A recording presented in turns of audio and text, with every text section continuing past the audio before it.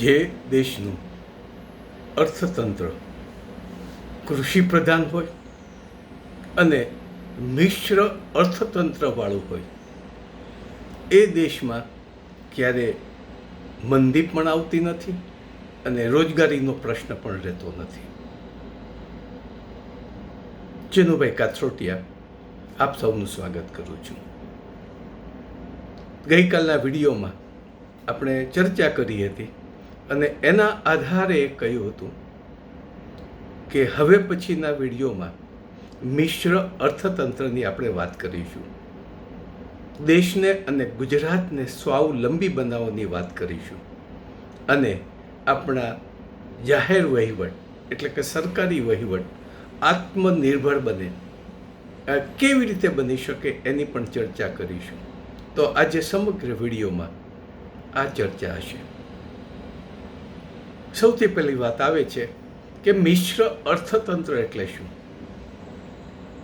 આ જ્યારે કોલેજમાં 1960-61માં હતો ત્યારે અર્થશાસ્ત્રના નિયમો એનો ખૂબ જ ઊંડો અભ્યાસ કર્યો હતો અને એમાં મિશ્ર અર્થતંત્ર ઉપર ઘણી ગ્રીપ મેળવી હતી અને સતત મિશ્ર અર્થતંત્રની વાત વાગોળતો રહ્યો હતો અને એક છેલ્લે આખરી નિર્ણય ઉપર આવ્યો કે આ ગુજરાતમાં પણ મિશ્ર અર્થતંત્ર હોવું જોઈએ, જેને આપણે સમાજવાદી સમાજ રચના પણ કહીએ છીએ. પરંતુ આ વ્યવસ્થા મિશ્ર અર્થતંત્ર દ્વારા જ આવી શકે. તો મિશ્ર અર્થતંત્રનું અર્થઘટન કરીએ કે સાદી સમજણ આપણે ઊભી કરીએ કે દેશના એટલે કે રાજ્યના, આપણે રાજ્યની જ વાત કરીએ છીએ, દેશની વાત કરવાના નથી. તો રાજ્યના તમામ ઉત્પાદક એકમો, પછી કૃષિ ઉત્પાદન એકમો હોય કે જાહેર ક્ષેત્રના હોય કે નાની મોટી વસ્તુઓ બનાવનારા એકમો હોય, એ તમામ એકમો વર્તમાન પરિસ્થિતિ પ્રમાણે કંપની એક્ટ નીચે પ્રાઇવેટ કંપની અથવા તો જાહેર કંપની નીચે નોંધાયેલા હોવા જોઈએ અને એના શેર હોલ્ડરો સ્થાનિક કક્ષાના, એની આપણે આગળ ચર્ચા કરીશું, સ્થાનિક કક્ષાના લોકો જ હશે, જેમાં 75% રોકાણ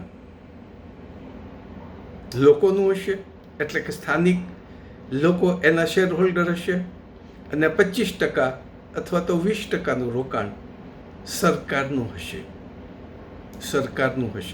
એટલે કે સરકાર શેર હોલ્ડર બનશે અને આ આખું સંચાલન કંપની ધારા મુજબ આવશે.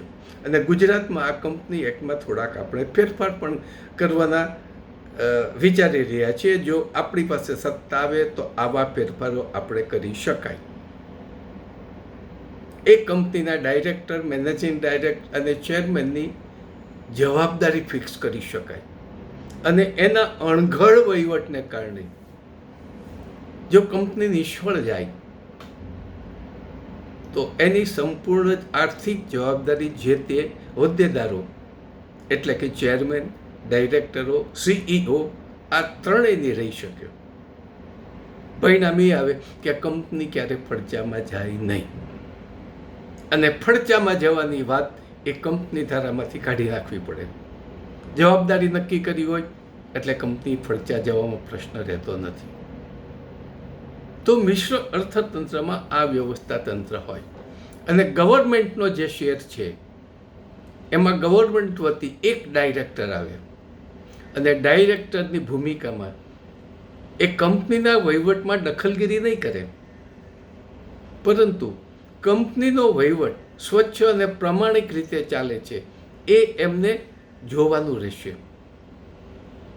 અને એ જો ક્યાંય એમાં મિસમેનેજમેન્ટ કે બિનદખલગીરી આવે તો સરકારને રિપોર્ટિંગ કરવાનું રહેશે, જેથી કરીને કંપનીના સંચાલકો વ્યવસ્થિત રીતે એનું સંચાલન કરી શકે. આને મિશ્ર અર્થતંત્ર કહી શકાય. હવે આપણે વાત આવીએ છીએ કૃષિ ક્ષેત્રમાં. કૃષિ ક્ષેત્રને સ્વાવલંબી બનાવવું હોય તો કૃષિ પેદાશ છે એ કૃષિ પેદાશને આપણે માર્કેટિંગ યાર્ડમાં વેચવા જવાની જરૂર ના પડે. 20 ગામ વચ્ચે એક ગ્રામ્ય જૂથ કેન્દ્રની સ્થાપના થાય. એમાં એ વિસ્તારનું જે કંઈ કૃષિ પ્રોડક્શન છે, કૃષિ ઉત્પાદન છે, એને લગતા ઉદ્યોગો ત્યાં સ્થપાય. દાખલા તરીકે ત્યાં કપાસ વધુ થતો હોય, કપાસને માટે અનુકૂળ જમીન હોય, તો કપાસ માટેનું જીનિંગ મિલ સ્થપાય, એની પ્રોસેસ કરે અને રૂની ઘાસડી થાય. અને જે એના કંઈ કપાસિયાઓ આવે એ કપાસિયાઓ પશુખોળ માટે વપરાય. અને એ પણ ત્યાં પશુખોળ બનાવવાની, પશુ માટે ખોરાક બનાવવાની, પશુ દાણ માટે બનાવવાની એક ફેક્ટરી પણ હશે. મગફળીનું વધારે ઉત્પાદન થતું હોય તો એ મગફળીમાંથી એનું ગ્રેડિંગ બનાવવા માટેના એક મશીનરીઓ હશે. પછી મિની ઓઇલ મિલ પણ હશે. અને એનો ખોળનો ઉપયોગ ખાતરમાં કરી શકાય. કારણ કે જમીનને પોષક તત્વો તો જોઈએ. જો જમીન પાસેથી ઉત્પાદન જોતું હોય તો પોષક તત્વો આપવા જોઈએ. એ ખોળનું ખાતરમાં કન્વર્ઝન કરી શકાય. એટલે કે 20 ગામ વચ્ચે જે કંઈ ખોળનું, દરેક 20 ગામ વચ્ચે ખાતર બનાવતી, પ્રાકૃતિક ખાતર બનાવતી એક ફેક્ટરી હશે. અને એ ફેક્ટરી 20 ગામની જમીનોને અનુરૂપ હશે. એ પણ આ કંપની આધારિત હશે. એમાં પણ 20% સરકારનો હિસ્સો અને 80% લોકોનું, સ્થાનિક લોકો શેર હોલ્ડર હશે. એટલે સ્થાનિક શેર હોલ્ડરે પોતાનું શેર વેચવો હોય તો એને શેર બજારમાં જવાની જરૂર નથી. શેર બજાર તો સટ્ટોડિયાનું બજાર છે. અદાણી અંબાણી જેવાનું શેર બજાર છે. કોમન પીપલ, સામાન્ય લોકો શેર બજારમાંથી કમાતા નથી. મારો અનુભવ છે. છેલ્લા 10 વર્ષથી શેર બજારમાં નાનું મોટું રોકાણ કરું, સતત એનું ઓબ્ઝર્વેશન કરતો હતો. છતાં પણ શેર બજારમાંથી જે ઉપજ મળવી જોઈએ, જે વળતર મળવું જોઈએ, એ મળ્યું નથી. અને ક્યારેક એકાદ વખત વળતર મળ્યું હોય તો એના માટે 2-3 વર્ષ રાહ જોવી પડે. તો એ શેર હોલ્ડરને, એને કદાચ એ પોતાનો શેર ન જોતો હોય તો જે તે કંપનીને જ પરત આપે, કંપની ખરીદી લેશે. એના બજાર ભાવ બોલાશે નહીં. તો આ રીતે એ કંપની હશે.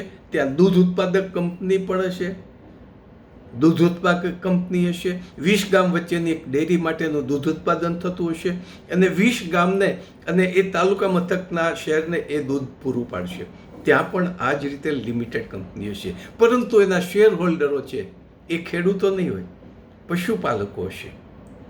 અને પશુપાલકો ઉપરાંત જો ખૂટતા હશે તો સ્થાનિક ખેડૂતો હશે, જે પશુપાલન સાથે સંકળાયેલા હોય એવા લોકો હશે. અને એને પશુઓનો આહાર લેવા માટે બહાર નહીં જવું પડે. એનું ખરીદી કેન્દ્ર એ 20 ગામ વચ્ચેનું જ હશે. તો આ રીતે આખા જ ગુજરાતમાં જે કંઈ કૃષિ ઉત્પાદન કંપનીઓ હશે એ ઉત્પાદન કંપનીઓ મિશ્ર અર્થતંત્ર દ્વારા સ્થપાયેલી હશે. દાખલા તરીકે પોરબંદર વિસ્તારમાં પુષ્કળ અને સારામાં સારી ઉત્તમ ક્વોલિટીના ચણા થાય છે. અને એના ચણા પરદેશમાં પણ નિકાસ થાય છે. પરંતુ એના ખેડૂતોને લાભ નથી મળતો. ત્યારે પોરબંદર વિસ્તારમાં એ ચણાનું ગ્રેડિંગ કરતી ત્યાં કંપની હશે. એ ગ્રેડિંગ પ્રમાણે પરદેશ પણ મોકલશે. અને સૌથી પહેલાં આપણા ગુજરાતને પ્રાયોરિટી રહેશે. ગુજરાતમાં સપ્લાય કરતાં જો ચણાનું વધારે ઉત્પાદન હશે તો પરદેશમાં મોકલે અથવા તો બીજા રાજ્યમાં મોકલે. પણ સૌથી પહેલાં પ્રાયોરિટી ગુજરાતમાં જે કંઈ કૃષિ ઉત્પાદન થાય છે એ ગુજરાતના લોકો માટે જ થશે. હવે એમાં ખાતર સસ્તું મળશે ખેડૂતને, બિયારણ સસ્તું મળશે, કેનલ માટેનું પાણી પણ સસ્તામાં મળશે. પરિણામે ખેત પેદાશની કોસ્ટ ઓફ પ્રોડક્શન, પડતર કિંમત એકદમ ઘટી જશે. તો એ ઘટેલી પડતર કિંમતમાં નફો ઉમેરી અને એક પોતાની જે તે વિસ્તારની કંપનીઓને વેચશે. એમાંથી એનો પ્રોફિટ રહેશે. અને એ પણ એનું બંધારણ, કિંમતનું બંધારણ 20 ગામના વચ્ચે સિઝન પૂરી થાય એટલે તરત જ નક્કી થશે કે આપણી પડતર કિંમત આટલી છે. અને પ્રોસેસ કર્યા પછી એ કંપનીઓનો જે નફો થશે એ પણ ખેડૂતો વચ્ચે વેચાશે. એટલે એક ખેડૂત એક ઉદ્યોગપતિ પણ ગણાશે. કંપનીનો માલિક પણ ગણાશે. સહકારી મંડળી કાઢી નાખો, કારણ કે સહકારી મંડળીઓ સંપૂર્ણ શાસકોના હાથમાં છે, રાજકારણીઓના હાથમાં છે. 1963થી હું જોઉં છું કે જ્યારે કોઓપરેટિવ બેંકનો બ્રાન્ચ મેનેજર હતો ત્યારથી. એક મત બેંક માટેનું હથિયાર છે, એ હથિયારને આપણે ગુજરાતમાંથી કાઢી નાખવું છે. કોઓપરેટિવ સેક્ટર ટોટલી નિષ્ફળ ગયું છે. 2-5% કદાચ સફળ થઈ ગયું, એને સફળ ગણાય નહીં. તો આ રીતે દરેક કેન્દ્રમાં એ ઉપરાંત નાના મોટા હથિયાર બનાવવાની, કૃષિ આધારિત ઓજારો બનાવવાની પણ એક ફેક્ટરી હશે, એક કેન્દ્ર હશે, ઉત્પાદક એકમ હશે, અને એના માલિકો એ વિસ્તારના જે કંઈ સંકળાયેલા હશે, એટલે કે એના મશીનરીઓના ઉત્પાદન કરવા માટે જેટલા કુટુંબો સંકળાયેલા હશે એને પ્રથમ પસંદગી હશે. અને આપણા ગામડાઓમાં ઘણા એવા બુદ્ધિશાળી સુતાર છે, લુહાર છે, એ જેટલે મિસ્ત્રી કહી શકીએ, જેનું ટેકનિકલ માઇન્ડ છે.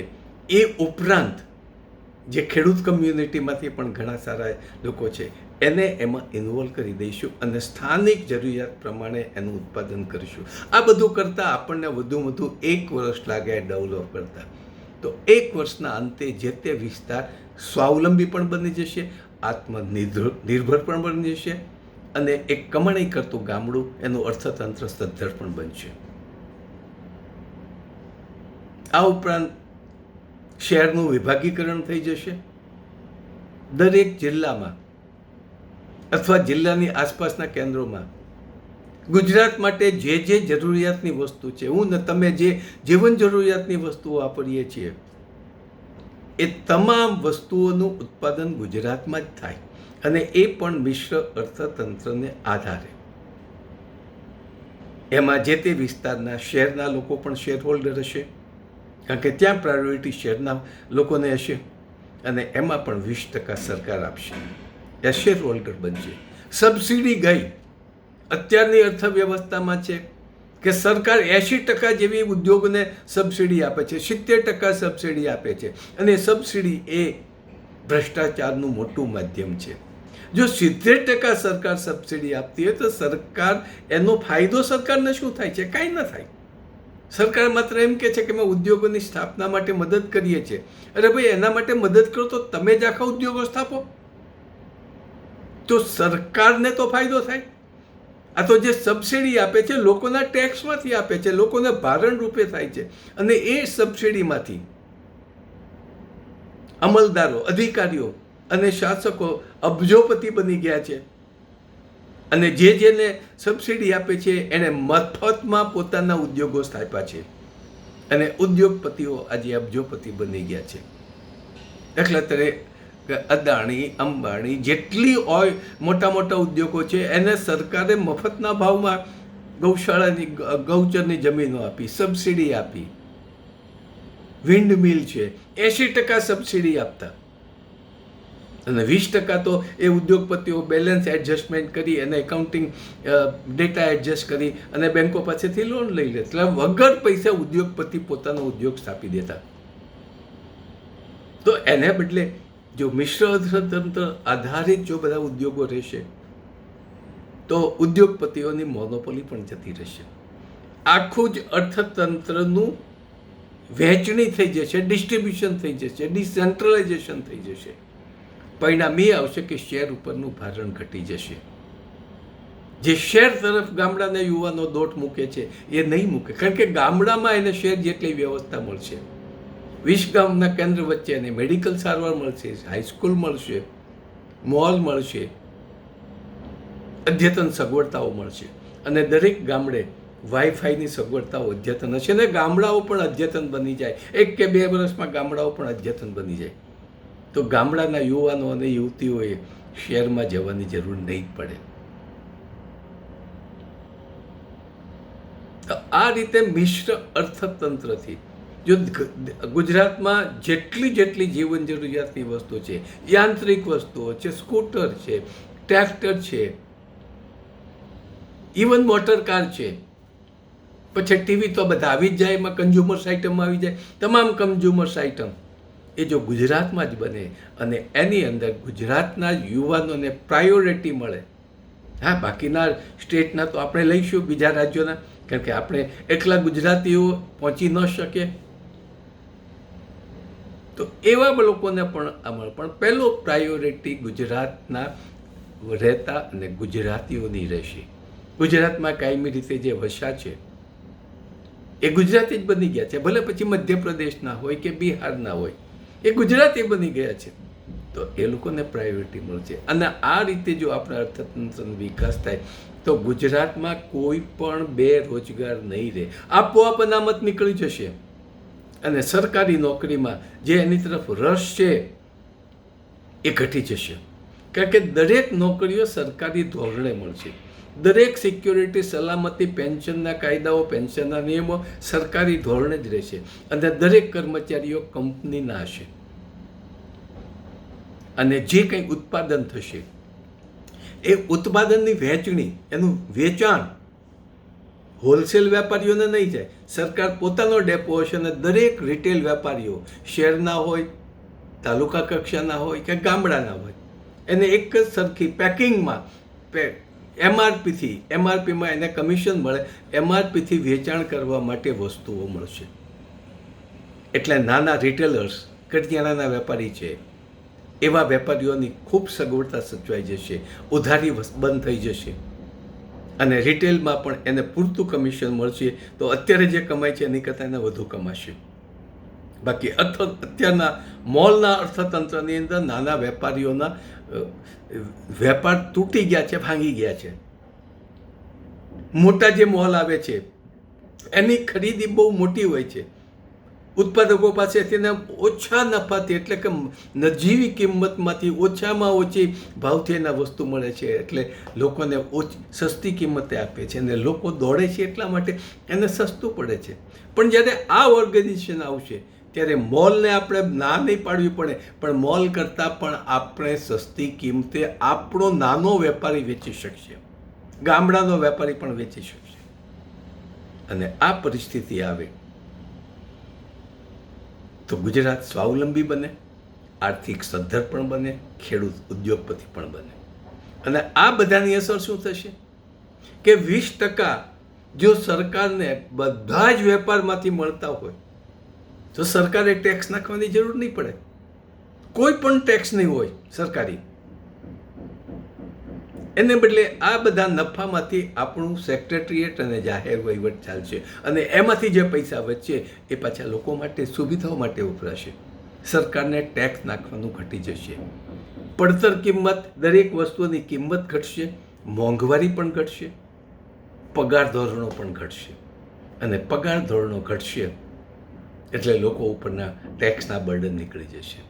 દરેક વસ્તુ નો પ્રોફિટ નો લોસ ઉપર શૈક્ષણિક સંસ્થાઓ, હોસ્પિટલો ચાલવી જોઈએ.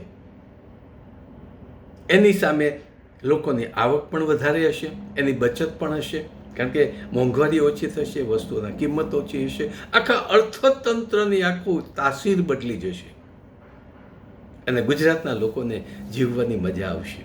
તો ભારત માટે નહીં પણ વિશ્વ માટે ગુજરાત એક મોડેલ બની જશે.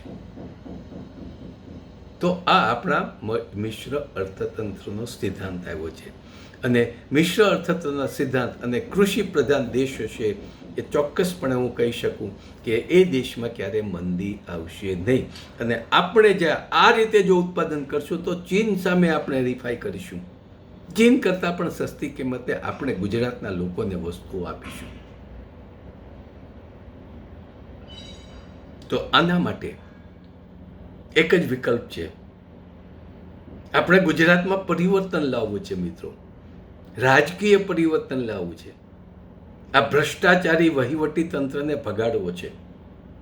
અને જે રાજકીય પક્ષો અત્યારે લાણી કરે છે ચૂંટણી વખતે, અમે બહેનોને આટલા રૂપિયા, મહિને 2000 રૂપિયા આપીશું, ખેડૂતોના દેવા માફ કરી દઈશું, મફત શિક્ષણ આપીશું, મફત મેડિકલ સારવાર આપીશું, આ બધા બણગા ફૂંકતા રાજકીય પક્ષોને આપણે ગુજરાતમાંથી દેશવટો આપીશું. પણ સૌથી પ્રથમ આપણે ભાજપને કાઢવી પડશે, કારણ કે ભાજપ જેવા ભ્રષ્ટાચાર આ દેશમાં વિશ્વમાં પણ ક્યાંય નહીં હોય.